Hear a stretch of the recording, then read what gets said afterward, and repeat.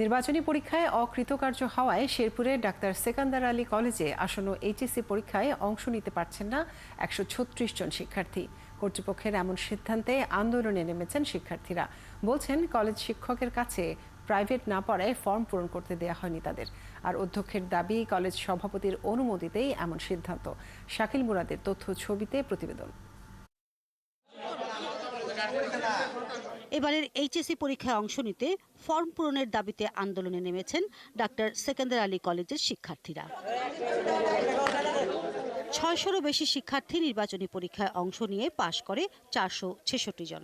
একাধিক বিষয়ে অকৃতকার্য হওয়ায় ১৩৬ জন শিক্ষার্থীকে এইচএসসির ফর্ম পূরণ করতে দেয়া হয়নি। একাধিক বিষয়ে অকৃতকার্য হওয়ায় ১৩৬ জন শিক্ষার্থীকে এইচএসসির ফর্ম পূরণ করতে দেয়নি কর্তৃপক্ষ।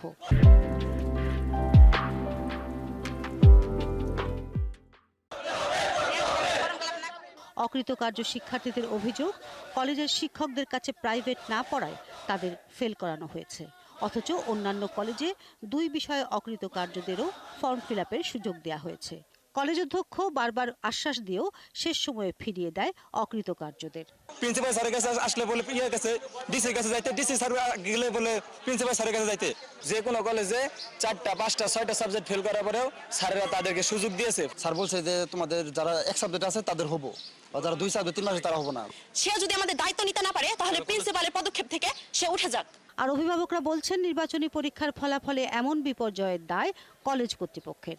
আবার পরীক্ষা নিয়ে হলেও তাদের এইচএসসি পরীক্ষায় অংশগ্রহণের সুযোগ দেওয়া হোক। আমার মেয়ে বলে কোনো সাবজেক্টেই পাশ করে নাই। আমার মেয়েরা সব ছেলে মেয়ে জানি পরীক্ষা দিতে পারে। এদিকে কলেজের সভাপতির অনুমতিতেই এমন সিদ্ধান্ত নেওয়া হয়েছে বলে জানান কলেজের অধ্যক্ষ।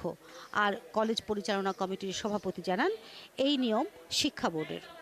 এটা কর্তৃপক্ষ যারা তারা আর কি যদি চেষ্টা করে তাইলে সেটা বোঝা যাবে, কিন্তু আমার পক্ষে মনে হয় যে এর চেয়ে বেশি কিছু করার সম্ভাবনা নেই। আমি সভাপতি পর্যন্ত যাইতে পারি যে তুমি ফেল করেছো, সুতরাং তোমার ফর্ম ফিল আপ করার সুযোগ নাই।